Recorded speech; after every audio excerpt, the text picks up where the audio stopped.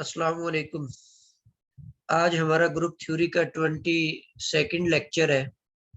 इस लेक्चर के अंदर हमने कैरेक्टरिस्टिक सब ग्रुप्स, फुली इनवेरिएंट सब groups, internal direct product of groups, external direct product of groups के बारे में स्टडी करना है।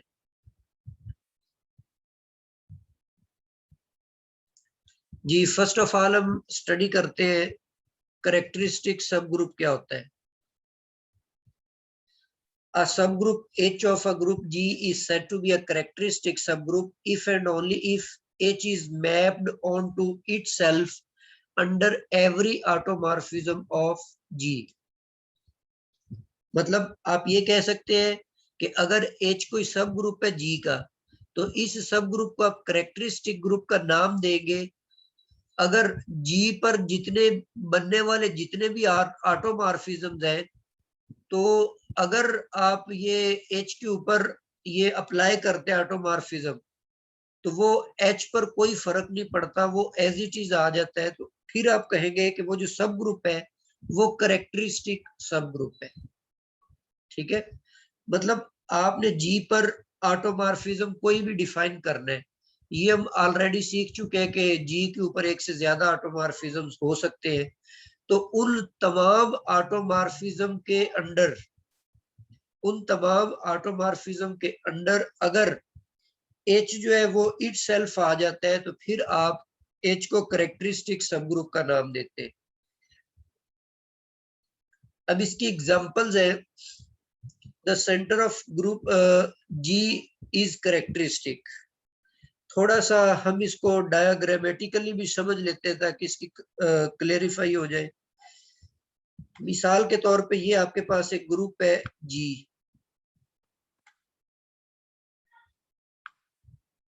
ठीक है, इस ग्रुप के अंदर आपने कोई सब ग्रुप लिया हुआ है। ये एक सब ग्रुप है H। ठीक है, सपोज कर ले कि ये भी आपके पास वही ग्रुप G है और ये जो आपके पास वही सेट H है। अगर आप इसके ऊपर जितने भी ऑटोमॉर्फिज्म डिफाइन करते हैं, alpha is an automorphism on G, तो जो इस ऑटोमॉर्फिज्म के अंडर इस सब ग्रुप का जो इमेज है ना, वो आपको H मिल जाए, उस सूरत में H को आप कहेंगे कि ये कैरेक्टरिस्टिक है। सिर्फ एक ऑटोमॉर्फिज्म के अंडर नहीं, जितने भी ऑटोमॉर्फिज्म G पर आप डिफाइन कर सकते हैं, उनमें H की जो इमेज है वो H इटसेल्फ आ जाती है। ठीक है, तो फिर आप H को कैरेक्टरिस्टिक सब ग्रुप का नाम देते हैं। अब इसकी एग्जांपल्स में ग्रुप का जो सेंटर होता है ना, वो हमेशा कैरेक्टरिस्टिक सब ग्रुप होता है। ऑलवेज उसका वो कैरेक्टरिस्टिक सब ग्रुप होगा। इसी तरह सेकंड क्वेश्चन है कि सेकंड इसकी एग्जांपल है कि every group has two characteristic subgroups. एक तो आइडेंटिटी सब ग्रुप और एक ग्रुप G इटसेल्फ। हर एक ग्रुप के ये जो दो सब ग्रुप्स होते हैं ये हमेशा कैरेक्टरिस्टिक होते हैं, मतलब आइडेंटिटी पर मैप करेगी और G जो है किसी भी ऑटोमॉर्फिज्म के अंडर G इटसेल्फ के इक्वल होगा। ठीक है, इसी तरह थर्ड आपके पास है, इफ अ सब group H is the only subgroup of order M of a group G, then H is characteristic for any automorphism alpha. Alpha of H is a subgroup of order M and so coincides with H. इसका क्या मतलब है? देखिए, मिसाल के तौर पे ये हमने ग्रुप उठा लिया D3। ये हमारे पास D3 ग्रुप है और इसके अंदर हमने एक सेट ले लिया H, जिसके अंदर हम एलिमेंट्स जो है ना वो पिक कर लेते हैं। एक तो हम इसमें 1 ले लेते हैं, फिर सेकंड एलिमेंट हम इसमें A ले लेते हैं, थर्ड एलिमेंट इसके अंदर A स्क्वायर आ जाता है। ये 3 एलिमेंट्स है जी H के अंदर।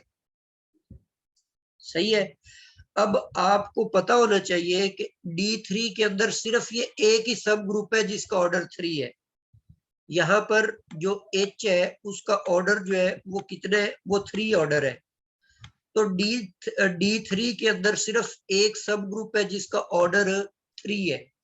अब अगर आप कोई भी ऑटोमॉर्फिज्म डिफाइन कर लेते हैं D3 के ऊपर, तो उसका जब, क्योंकि वो ऑटोमॉर्फिज्म है, इसीलिए अल्फा ऑफ H का जो ऑर्डर है ना वो भी 3 बनेगा। अल्फा कोई भी ऑटोमॉर्फिज्म है तो अल्फा ऑफ H का जो ऑर्डर है वो भी कितना बन जाएगा, 3 बन जाएगा। और ऑटोमॉर्फिज्म के अंदर आपको पता है कि वो, क्योंकि वो एक आइसोमॉर्फिज्म होता है, बाइजेक्शन होती है, तो आपको वही एलिमेंट्स दोबारा ग्रुप के एलिमेंट्स मिलते हैं। तो अब जो अल्फा ऑफ H है ये भी एक सब ग्रुप होगा D3 का, और इसका ऑर्डर 3 है। लेकिन हम ये कह चुके हैं कि D3 के अंदर सिर्फ एक ही सब ग्रुप है जिसका ऑर्डर 3 है। इसका मतलब है बेसिकली अल्फा ऑफ H जो है ये बुनियादी तौर पे अल्फा ऑफ H के बराबर ही आ जाएगा, क्योंकि D3 के अंदर और तो कोई ऐसा सब ग्रुप है नहीं जिसका ऑर्डर 3 हो। तो इसका मतलब है इसकी इमेज इटसेल्फ आ जाती है। सही है। ये हमने एक एग्जांपल लिया है कि अगर किसी ग्रुप के अंदर किसी भी ऑर्डर का एक यूनिक एलिमेंट, यूनिक सब ग्रुप एग्जिस्ट करता है, वो सब ग्रुप हमेशा कैरेक्टरिस्टिक होगा। तो ये जो एग्जांपल मैंने यहाँ पर चूज की है, ये किसी भी ग्रुप के कैरेक्टरिस्टिक ग्रुप्स फाइंड आउट करने का तरीकाकार है। ऊपर पहले मैंने कहा कि सेंटर जो होता है, सेंटर हमेशा उसका कैरेक्टरिस्टिक होता है। अब यहाँ पर अब ये बात कर दी कि हर सब ग्रुप जिसका ऑर्डर फिक्स होगा और उस ऑर्डर वाला कोई और सब ग्रुप एग्जिस्ट नहीं करेगा, तो वो सब ग्रुप भी कैरेक्टरिस्टिक होगा। जी, इसके बाद फोर्थ एग्जांपल है कि एवरी सब group of a finite cyclic group is characteristic. एक फाइनाइट साइक्लिक सब ग्रुप लेते हैं, उसका हर एक सब ग्रुप जो होगा ना वो कैरेक्टरिस्टिक सब ग्रुप होगा। इसकी क्या वजह है? बेसिकली ये जो थर्ड थ्योरम है ना, इसी का रिजल्ट मैंने यहाँ पर यूज किया है, क्योंकि आपको पता है कि जो फाइनाइट साइक्लिक ग्रुप्स होते हैं उनमें हर एक डिवाइजर का ऑर्डर का एक यूनिक सब ग्रुप एग्जिस्ट करता है। तो अभी हमने ऊपर थर्ड थ्योरम में पढ़ा कि यूनिक ऑर्डर वाले सब ग्रुप जो होते हैं वो सारे के सारे कैरेक्टरिस्टिक्स होते हैं। नेक्स्ट आपके पास है कि फुल्ली इनवेरिएंट सब ग्रुप क्या होता है? A subgroup F of a group G is said to be fully invariant subgroup if F is mapped into itself. F is mapped into itself under every endomorphism. अब एंडोमॉर्फिज्म हम पढ़ चुके हैं कि एक ऐसा फंक्शन होता है फ्रॉम G to G, मतलब इसमें दोनों ग्रुप्स जो है वो डिफरेंट नहीं होते बल्कि सेम ग्रुप्स होते हैं। और दूसरी कंडीशन ये है कि ये होमोमॉर्फिज्म होता है। ठीक है, ये होमोमॉर्फिज्म होता है। ऑटोमॉर्फिज्म जो होता है वो भी G to G होता है, लेकिन वो आइसोमॉर्फिज्म होता है जो ऑटोमॉर्फिज्म होता है। और एंडोमॉर्फिज्म क्या होता है कि ये G to G मैपिंग होती है और ये सिर्फ होमोमॉर्फिज्म होता है, इसमें बाइजेक्शन वाली कंडीशन होल्ड नहीं करती। तो इसीलिए देखें यहाँ पर जो इसका रिजल्ट है ना फाई ऑफ F, तो वो F का सबसेट होगा, F नहीं होगा, क्योंकि अगर बाइजेक्शन होती तो फिर उसका इमेज फुल्ली वो सेट आपको मिल सकता था, लेकिन यहाँ पर चूंकि इमेज उसके बराबर नहीं है। अब देखें, इसी को भी आप इस तरह से कह लें, इसको समझने के लिए सपोज ये हमारे पास एक ग्रुप है G और ये भी वही ग्रुप G है, ये भी वही ग्रुप G है। यहां पर मैंने एक सेट ले लिया F, ठीक है, ये एक सेट F है, वही सेट में यहां पे लेता हूं F।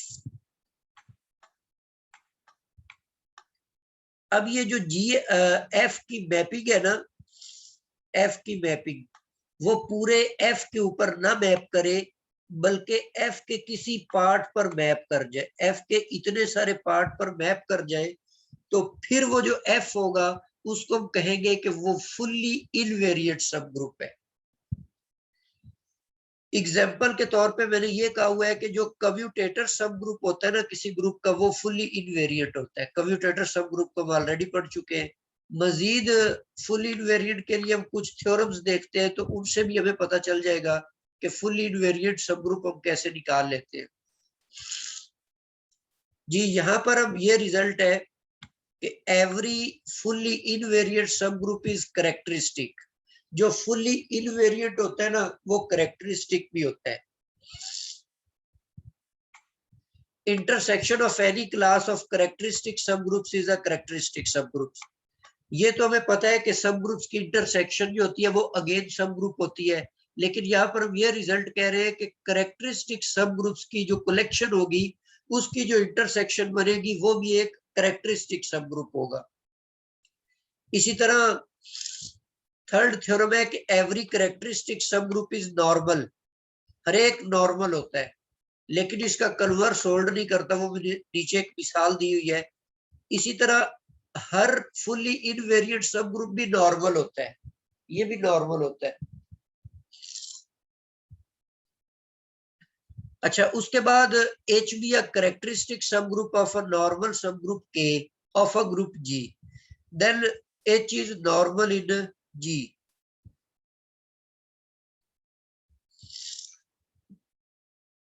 क्या मतलब है इसका? इसका मतलब यह है कि हमने नॉर्मल सब ग्रुप्स का टॉपिक में पढ़ा था कि एच अगर नॉर्मल सब ग्रुप है किसी के का, और के पर ये कंडीशन थी कि के जो है ये नॉर्मल सब ग्रुप है जी का, तो फिर लाजमी नहीं है कि एच बी जी का नॉर्मल सब ग्रुप हो। मतलब जो नॉर्मेलिटी रिलेशन है ना, ये ट्रांजिटिव रिलेशन नहीं है, ये ट्रांजिटिव रिलेशन नहीं है। लेकिन कुछ मखसूस केसेस है, कुछ खास केसेस है जिनमें नॉर्मेलिटी जो है ट्रांजिटिव बन जाता है। तो ये पांचवा थ्योरम भी उनमें से एक थ्योरम है जिसमें ये नॉर्मेलिटी जो है ये ट्रांजिटिव लॉ को होल्ड करती है। मैंने ये कहा कि एच जो है ये कैरेक्टरिस्टिक सब ग्रुप है किसी नॉर्मल सब ग्रुप के का। मतलब इसको हम यूं लिख लेते हैं, एच जो है ये कैरेक्टरिस्टिक है, ये कैरेक्टरिस्टिक सब ग्रुप है के का, और के पर ये कंडीशन है कि के जो है वो नॉर्मल सब ग्रुप है जी का। अच्छा, ऊपर भी हमने यही पढ़ा है कि कैरेक्टरिस्टिक सब ग्रुप नॉर्मल होता है। तो दूसरे लफ्जों में मैं ये, जब मैं ये कह रहा हूं कि H is characteristic subgroup of K, तो मैं ये कह रहा हूं कि H is normal subgroup of K. ठीक है, H is normal subgroup of K and K is normal subgroup of G. Then H जो होगा ये इस जी का नॉर्मल सब ग्रुप होगा होगा मतलब इसके अंदर ट्रांजिटिव रिलेशन होल्ड करता है नॉर्मेलिटी में। अच्छा, नीचे एक नोट दिया हुआ है। नोट ये है कि converse of 3 and 4 is not true, ये दुरुस्त नहीं है। मतलब कन्वर्स का मतलब क्या है? मैंने ये कहा कि हर कैरेक्टरिस्टिक सब ग्रुप नॉर्मल होता है। अब कन्वर्स ये बनेगा कि हर नॉर्मल सब ग्रुप कैरेक्टरिस्टिक हो, लेकिन वो कन्वर्स दुरुस्त नहीं है। एक मिसाल हम लेते हैं, V4 आपको पता है क्लाइन 4 ग्रुप होता है। क्लाइन 4 ग्रुप एक एबिलियन ग्रुप होता है, और एबिलियन ग्रुप की खसूसियत है कि उसमें हर एक सब ग्रुप जो होता है वो नॉर्मल होता है। तो ये मैंने इसका एक सब ग्रुप चूज कर लिया जिसमें 1 है और ए है, तो जाहिर बात है ये एबिलियन ग्रुप का सब ग्रुप होने की वजह से नॉर्मल होगा।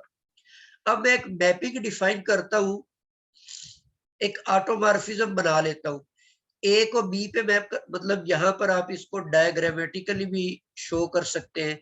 ये आपके पास V4 है, क्योंकि ऑटोमॉर्फिज्म बनाना है तो ये भी हमें V4 लेना पड़ेगा। आइडेंटिटी ले लेते हैं, ए ले लेते हैं, बी ले लेते हैं, और यहाँ पर आप ए और बी ले लेते हैं। इसी तरह ये 1 है और ये ए है, ये बी है, और यहाँ पर ए और बी है। अब एक ऐसी मैपिंग हम बनाना चाहते हैं जो बाइजेक्टिव भी हो और होमोमॉर्फिज्म भी हो। तो मैं होमोमॉर्फिज्म की कंडीशन ये होती है कि आइडेंटिटी जो होता है वो आइडेंटिटी पर मैप करता है। ए की मैपिंग में बी ले लेता हूं और बी की मैपिंग में ए ले लेता हूं और साथ में ए बी को मैप करवा देता हूं ए बी पर। तो इस तरह से मैंने एक फंक्शन डिफाइन किया हुआ है। अब ये श्योरली ये बाइजेक्टिव भी है और होमोमॉर्फिक आप चेक कर सकते हैं। तो ये एक ऑटोमॉर्फिज्म बनेगा। ये जो एफ है फंक्शन है ये एक ऑटोमॉर्फिज्म हो जाएगा। अच्छा, अब जब अब इस एच के ऊपर एफ को अप्लाई करेंगे, एफ को मैं एच पर अप्लाई करके उसकी इमेज देखता हूं क्या बनती है। अच्छा, एच के अंदर दो एलिमेंट्स है, वन की इमेज तो वन ही आ जाएगी अकॉर्डिंग टू गिवन फंक्शन, और एफ ऑफ ए की जो मैपिंग है वो बी आ जाएगी। अब ये देखें, ये जो एफ ऑफ एच की इमेज बनी है अंडर एफ, वो एच के बराबर नहीं है, क्योंकि एच में तो ए वन और ए है ना, तो ये एच के बराबर नहीं है। इसका मतलब है एच नॉर्मल सब ग्रुप था लेकिन ये करेक्टरिस्टिक सब ग्रुप नहीं है, और ये फुल्ली इनवेरिएंट भी नहीं है। फुल्ली इनवेरिएंट में ये कंडीशन होती है कि एफ ऑफ एच जो है वो सब ग्रुप सब सेट होता एच का, लेकिन ये एच का सब सेट भी नहीं है क्योंकि बी जो है वो एच को बिलोंग नहीं करता। ठीक है, तो ये आपके पास एक ऐसी एग्जांपल है कि मैंने नॉर्मल सब ग्रुप लिया है, तो वो नॉर्मल सब ग्रुप ना ही करेक्टरिस्टिक है और ना ही फुल इनवेरिएंट है।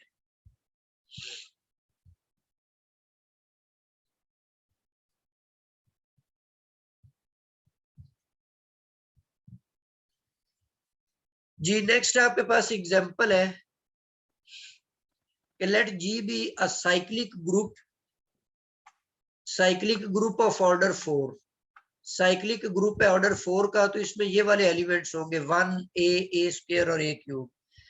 शो ये करना है कि ये जो सब ग्रुप है ना एच, ये करेक्टरिस्टिक सब ग्रुप है। तो मैं ऐसे अब करता हूं कि जी पर बनने वाले सारे ऑटोमॉर्फिज्म बना लेता हूं। अब आपको याद होगा कि जो फाइनाइट साइक्लिक ग्रुप होता है ना, उसके ऑटोमॉर्फिज्म बनाने का तरीकाकार ये होता है। अब यहां पर देखें, जी का ऑर्डर है 4, जी का ऑर्डर कितने 4, और आपको याद होगा एक रिजल्ट हमने पढ़ा था कि x की पावर जो है x raise to power m, अगर ये m जो है ये रिलेटिव प्राइम हो इस 4 के साथ, तो सारे के सारे f जो है वो ऑटोमॉर्फिज्म होंगे। अब m की कौन कौन सी वैल्यूज 4 के साथ रिलेटिव प्राइम है, तो m की वैल्यूज जो रिलेटिव प्राइम है 4 के साथ, एक तो 1 है और दूसरी 3 है। इसका मतलब इस सेट के ऊपर आप कितने ऑटोमॉर्फिज्म टोटल बना सकते हैं, 2 बना सकते हैं। तो इसका मतलब जी के ऑटोमॉर्फिज्म का जो सेट है उसमें 2 मैपिंग्स आएगी। एक आइडेंटिटी मैपिंग आएगी जब आप m की वैल्यू 1 लेते हैं, और एक जब आप 3 लेते हैं तो ये वाली मैपिंग आ जाती है। ये दोनों ऑटोमॉर्फिज्म है। अब करेक्टरिस्टिक सब ग्रुप की कंडीशन ये होती है कि जितने भी ऑटोमॉर्फिज्म है उन तमाम ऑटोमॉर्फिज्म के अंदर उसमें कोई चेंज ना आए। तो एच पर पहले हम आइडेंटिटी मैप अप्लाई कर देते हैं, तो आइडेंटिटी के अंदर तो कभी भी कोई भी सेट चेंज नहीं होता। अब मैं अप्लाई कर देता हूं सेकंड मैपिंग है F of X is equal to X cube. तो इसके दो एलिमेंट्स थे जी एच के अंदर, एक 1 है, 1 पर अप्लाई कर देते हैं, दूसरा ए स्क्वायर उस पर अप्लाई कर देते हैं। अब एफ ऑफ 1 तो 1 आ जाएगा, ठीक है, क्योंकि एक्स क्यूब है तो 1 का क्यूब 1 होता है। ए स्क्वायर का cube A raise to power 6 आ जाता है, लेकिन साइक्लिक ग्रुप है जिसका ऑर्डर कितना है 4, तो a6 को a4 लिखेंगे तो वो 1 हो जाएगा, पीछे a स्क्वायर बन जाएगा जो कि h के बराबर है। तो देख ले आप, दो ऑटोमॉर्फिज्म्स थे, उन दोनों के अंदर h में कोई चेंज नहीं आई, तो इसका मतलब है कि जो h है ये एक करेक्टरिस्टिक सब ग्रुप है। ठीक है, तो ये एक एग्जांपल थी कि किस तरह से हम करेक्टरिस्टिक सब ग्रुप को चेक करते हैं। जी नेक्स्ट आपके पास है डायरेक्ट प्रोडक्ट। एक न्यू चैप्टर हम स्टार्ट करने जा रहे हैं, ये आपके कोर्स का सेकंड लास्ट चैप्टर है। डायरेक्ट प्रोडक्ट्स के बारे में थोड़ा सा पढ़ेंगे, और उसके बाद हम सीलोस थ्योरी के बारे में एक चैप्टर वो बनता है। तो इंशाल्लाह विद इन 2 और मैक्सिमम 3 लेक्चर्स में आप इसको मुकम्मल कर लेंगे, मतलब आपके 2 लेक्चर्स और होंगे। अच्छा, डायरेक्ट प्रोडक्ट क्या होता है? डायरेक्ट प्रोडक्ट्स होते हैं 2 तरह के, एक इंटरनल डायरेक्ट प्रोडक्ट होता है, एक होता है एक्सटर्नल डायरेक्ट प्रोडक्ट। पहले हम डिफाइन करते हैं एक्सटर्नल प्रोडक्ट क्या होता है। हमने सपोज कर लिया कि G1 आपके पास एक ग्रुप है, G2 दूसरा ग्रुप है। G1 की आइडेंटिटी E1 है, G2 की आइडेंटिटी है E2। तो आपने करना क्या है, इन दोनों ग्रुप्स का कार्टेशियन प्रोडक्ट लेना है। आपको पता है कि 2 सेट्स का कार्टेशियन प्रोडक्ट ऑर्डर पेयर्स पर मुश्तमिल होता है। हर एक ऑर्डर पेयर का जो फर्स्ट एलिमेंट होता है वो फर्स्ट सेट से लेते हैं, और सेकंड एलिमेंट जो होता है वो आप सेकंड सेट से लेते हैं। तो बेसिकली ये दोनों सेटों का कार्टेशियन प्रोडक्ट है। तो ये जो कार्टेशियन प्रोडक्ट है ये एक ग्रुप होगा, ये ग्रुप बनाएगा विद मल्टीप्लिकेशन। आप ऐसे डिफाइन करेंगे कि कोई भी 2 ऑर्डर पेयर्स आप पिक कर लेते इस सेट में से ना, तो पहला एलिमेंट पहले एलिमेंट से मल्टीप्लाई होगा और सेकंड एलिमेंट सेकंड से मल्टीप्लाई। इस तरह से आपने ऑपरेशन जो है वो डिफाइन किया हुआ है। और इस ग्रुप की जो आइडेंटिटी होगी वो भी एक ऑर्डर पेयर की सूरत में होगी, जिसमें पहला एलिमेंट पहले ग्रुप को बिलोंग, पहली आइडेंटिटी पहले ग्रुप वाली है, और सेकंड जो एलिमेंट है वो सेकंड ग्रुप की आइडेंटिटी है। इसके अंदर आप इनवर्स कैसे डिफाइन करेंगे? Inverse of any element A B is equal to order pair of A inverse and B inverse. इस तरह से आप इसके अंदर ऑर्डर पेयर डिफाइन कर सकते हैं।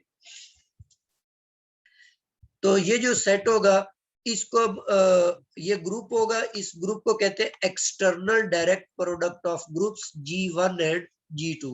और ये जो G1 और G2 है ये इस एक्सटर्नल प्रोडक्ट के फैक्टर्स कहलाते हैं, ये इसके फैक्टर्स हैं। एक मिसाल आपको देता हूं कि जैसे आर स्क्वायर है, आर स्क्वायर हम बोलते हैं प्लेन को, कार्टेशियन प्लेन, जिसके अंदर पहला सेट भी आर है और दूसरा सेट भी आर है। तो ये होता क्या है, ये आपको पता है कि 2 एक्सिस पर मुश्तमिल ये प्लेन होता है। ये एक सेट एक्स एक्सिस है, दूसरा सेट जो है वो वाई एक्सिस है।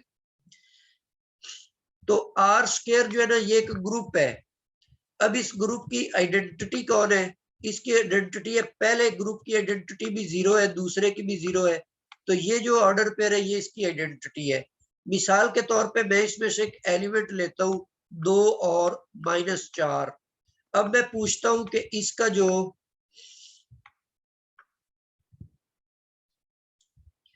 हाँ जी, इसका जो इनवर्स है, इसका इनवर्स क्या होगा? अब ये आर जो ये भी अंडर एडिशन ग्रुप लिया मैंने, ये भी अंडर एडिशन ग्रुप लिया है। तो इसका एडिटिव इनवर्स 2 का बनेगा -2 और 4 का बनेगा -4 का बनेगा 4। तो ये इनका एडिटिव इनवर्स है। अच्छा, इसके बजाय अगर मैं ऐसे करता हूं कि आर में ले लेता हूं विदाउट 0, मतलब नॉन जीरो रियल नंबर्स, और क्रॉस दूसरा जो है वो भी मैं ग्रुप अंडर मल्टीप्लिकेशन लेता हूं, ठीक है। तो अब ये भी डायरेक्ट प्रोडक्ट है, ठीक है ना, ये भी लेकिन इनमें ऑपरेशन चेंज हो जाएंगे। अब इस ग्रुप की जो आइडेंटिटी एलिमेंट है वो बनेगा 1 और 1, मतलब दोनों ग्रुप्स के आइडेंटिटी एलिमेंट्स। और ये एलिमेंट्स जो है ना -2 और 4 ये भी सेट को बिलोंग करेगा। अब अगर आपने इसका इनवर्स देखना हो इस ग्रुप के अंदर, तो अब -2 का इनवर्स बन जाएगा -1/2, ठीक है, और साथ में 4 का इनवर्स बनेगा 1/4। तो यहाँ पर जो इनवर्स की मैंने नोटेशन लिखी हुई ना, इसका मतलब ये नहीं है कि ये मल्टीप्लिकेटिव इनवर्स होगा। जो उस ग्रुप के अंदर ऑपरेशन है ना उसी ऑपरेशन के हिसाब से आपने इनवर्स और आइडेंटिटी बना लेनी। जी आगे चलते हैं हम। इंटरनल डायरेक्ट प्रोडक्ट को अब हम डिफाइन करते हैं। सॉरी, हाँ ये असल में इधर भी एक्सटर्नल ही आना था, ये पिछली स्लाइड से रिलेटेड है। ये जो थ्योरम्स है ये इंटरनल के नहीं है बल्कि ये एक्सटर्नल के हैं, तो यहां पर एक्सटर्नल ही आता है।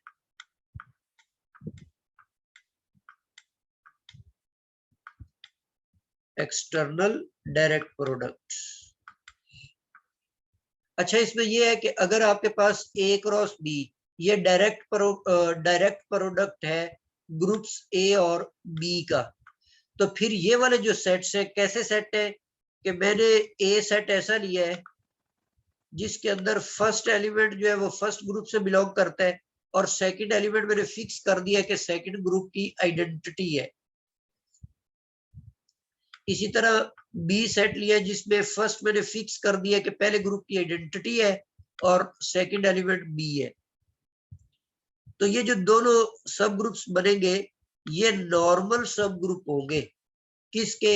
ए और बी के।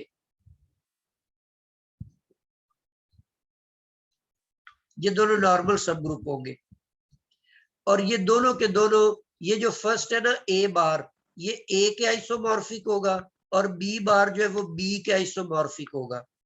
और इनमें जो कॉमन है ना वो सिर्फ आइडेंटिटी ही होगी, इसके अलावा और कुछ भी कॉमन नहीं आएगा। अब बिल्कुल इस मिसाल को समझने के लिए आप ये कार्टेशियन प्लेन वाली मिसाल ज़हन में रखें, ठीक है। अब इसमें आप देखें हम ग्रुप कौन सा ले रहे हैं, आर क्रॉस आर। दोनों मैंने अंडर एडिशन ग्रुप लिए हुए हैं। तो अगर मैं इसमें अब ए बार डिफाइन करता हूं, ए बार, तो उसके अंदर मैं क्या लिखूंगा? बेसिकली इस तरह के ऑर्डर पेयर्स होंगे। एक फर्स्ट एलिमेंट उसको मैं एक्स कह देता हूं और सेकंड मैंने आइडेंटिटी रखनी है वो मैं 0 ले लेता हूं। अब एक्स पर क्या शर्त है? एक्स पर शर्त यह है कि एक्स बिलोंग कर रहा है आर को, ये एक्स आर को बिलोंग कर रहा है। तो अगर आप थोड़ा सा गौर करें तो ये जो ए बार है ना ये बुनियादी तौर पर एक्स एक्सिस बन रहा है। ये कौन बन रहा है? एक्स एक्सिस बन रहा है ये, क्योंकि सेकंड कोऑर्डिनेट 0 है और फर्स्ट कोऑर्डिनेट नॉन जीरो है, तो ये एक्स कोऑर्डिनेट की प्रॉपर्टी होती है। इसी तरह अगर आप बी बार बनाते हैं तो उसमें आप फर्स्ट एलिमेंट तो 0 ले ले, तो फर्स्ट एलिमेंट 0 रखेंगे और सेकंड एलिमेंट सपोज कर लें कि y से डिनोट कर रहा हूं मैं, तो अब इसमें ये जो y है ये भी किसको बिलोंग कर रहा है? r को बिलोंग कर रहा है। अब आप देखें y एक्सिस पर जितने भी पॉइंट्स होते हैं उन तमाम पॉइंट्स का x कोऑर्डिनेट 0 होता है, तो इसका मतलब बुनियादी तौर पर ये y एक्सिस है, ठीक है। तो इसका मतलब है कि ये दोनों, ये एक्स एक्सिस और वाई एक्सिस जो है वो आर स्क्वायर के अंदर नॉर्मल सब ग्रुप है। और इनमें भी आप देख ले कॉमन सिर्फ ओरिजिन ही कॉमन होगा, ओरिजिन के अलावा कुछ भी कॉमन नहीं होगा। अच्छा, सेकंड थ्योरम वेरी इंपॉर्टेंट है कि ए क्रॉस बी जो होता है ना ये आइसोमॉर्फिक होता है बी क्रॉस ए के। इसी तरह डायरेक्ट प्रोडक्ट के अंदर एसोसिएटिविटी भी अंडर आइसोमॉर्फिज्म होल्ड करती है। ये बराबर नहीं होंगे बल्कि आइसोमॉर्फिक होंगे। तो ये थ्योरम्स भी आपने ज़हन में रखने। अच्छा, नेक्स्ट हमारे पास आ जाता है internal direct product. Internal direct product क्या होता है? A group G is called internal direct product of its subgroups A and B if and only if G is generated by A and B. अच्छा, ये पहले किसी ने मुझसे सवाल पूछा था कि ए, इस नोटेशन से क्या मुराद होता है? इस नोटेशन से मुराद ये होता है कि ए के एलिमेंट्स ले, बी के एलिमेंट्स भी ले। अब ए में जितने पॉसिबल एलिमेंट्स है वो सारे इसमें आ जाएंगे, बी के जितने भी एलिमेंट्स है वो भी इसके अंदर सारे आ जाएंगे और फिर इनको आपस में आप मल्टीप्लाई भी करेंगे। ए के एलिमेंट्स और बी के एलिमेंट्स को मल्टीप्लाई करके जो बनेगा वो आप इसके अंदर डाल देंगे। एक मिसाल अभी आपको देता हूं। अच्छा, पहली कंडीशन ये है कि ए और बी से जनरेट हो। दूसरी कंडीशन ये है कि ए और बी नॉर्मल सब ग्रुप हो। तीसरी कंडीशन ये है कि उनमें आइडेंटिटी के सिवा और कोई भी शय कॉमन ना हो। तो यहाँ पर मैंने मिसाल दी है V4 की। तो V4 आपको पता है एबिलियन ग्रुप है, इसके अंदर टोटल 4 एलिमेंट्स होते हैं। 1 होता है, ए आ जाता है, इसके अलावा बी होता है इसमें और ए और बी दोनों होते हैं। अच्छा, इसके मैंने सब ग्रुप्स ले लिए दो। एक सब ग्रुप है जो ए से जनरेट हो रहा है, तो ए से जनरेट होने का मतलब है एक तो उसमें 1 आ जाएगा, दूसरा ए आ जाएगा, ऑर्डर 2 है इसका, ठीक है। और दूसरा सेट मैंने डिफाइन, दूसरा सब ग्रुप मैंने डिफाइन किया हुआ है जिस वो बी से जनरेट हो रहा है, और इसके अंदर क्या आ जाएगा, बी आ जाएगा। अब आप देखें ये दोनों जो है ना, पहले तो मैं इनसे जनरेट होने वाला सेट बनाता हूं, ठीक है। ए और बी किस तरह से जनरेट करेंगे ये अभी आप देख लें। अच्छा, अब ए और बी से जनरेटेड सेट कैसे बनेगा, ये 1 मैंने लिया, इसको लिख लिया, उसके बाद ए मैंने लिया, इसको भी लिख लिया, उसके बाद सेकंड जो सेट है उसमें एलिमेंट्स 1 है तो 1 में लिख चुका हूं, बी है तो बी हम लिख लेते हैं। अब आपने क्या करना है, ये तो दोनों सेटों के एलिमेंट्स हो गए। अब आप ए का पहला एलिमेंट पकड़े 1, इसको मल्टीप्लाई करें बी के 1 से, वो 1 आएगा तो 1 हमारे पास मौजूद है। फिर 1 को बी से मल्टीप्लाई करें, रिजल्ट बी आएगा, वो भी मेरे पास मौजूद है। फिर ए को पकड़े, इसको 1 से मल्टीप्लाई करें, ए आएगा, वो भी मौजूद है। फिर ए को पकड़कर बी से मल्टीप्लाई करवाएं तो वो ए बी आ जाता है। तो ये आपके पास देख ले कि ये किसके इक्वल है, ये आपके पास V4 के इक्वल आ जाता है, ठीक है। तो पहली शर्त तो पूरी हो गई कि V4 जनरेट हो रहा है ए और बी से। दूसरी कंडीशन है ए और बी नॉर्मल हो, क्योंकि ये है ही एबिलियन ग्रुप और एबिलियन ग्रुप के सारे सब ग्रुप्स नॉर्मल होते हैं, वो बात भी पूरी हो गई। तीसरी बात थी ए और बी की इंटरसेक्शन जो है वो सिर्फ आइडेंटिटी पर मुश्तमिल होनी चाहिए। तो आप देख ले ए और बी में सिर्फ कॉमन कौन है, वो 1 कॉमन है। तो फिर आप कह सकते हैं कि क्लाइन 4 ग्रुप जो है ये इंटरनल डायरेक्ट प्रोडक्ट है ए और बी का, सही है। तो ये इस तरीके से आप इंटरनल डायरेक्ट प्रोडक्ट को डिफाइन करते हैं, ये मैंने एग्जांपल भी दे दी है। अच्छा, नेक्स्ट आपके पास कुछ इंपॉर्टेंट थ्योरम्स हैं। पहला थ्योरम ये है कि a group G is the direct product of its subgroups A and B if and only if each element of A is permutable with every element of B. A के जितने भी element हैं वो B के साथ permute करे। Permute करने का मतलब ये है कि A B A के बराबर, मतलब कम्यूटेटिव प्रॉपर्टी को सेटिस्फाई करे। और दूसरी कंडीशन ये है कि every element of G is uniquely expressible as G is equal to AB।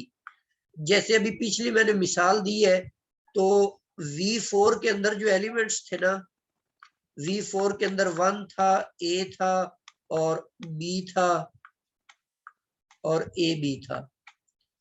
तो अब आप देखें हर एक एलिमेंट जो है, A को आप लिख सकते हैं 1 और A की सूरत में, 1 मल्टीप्लाइड बाय A।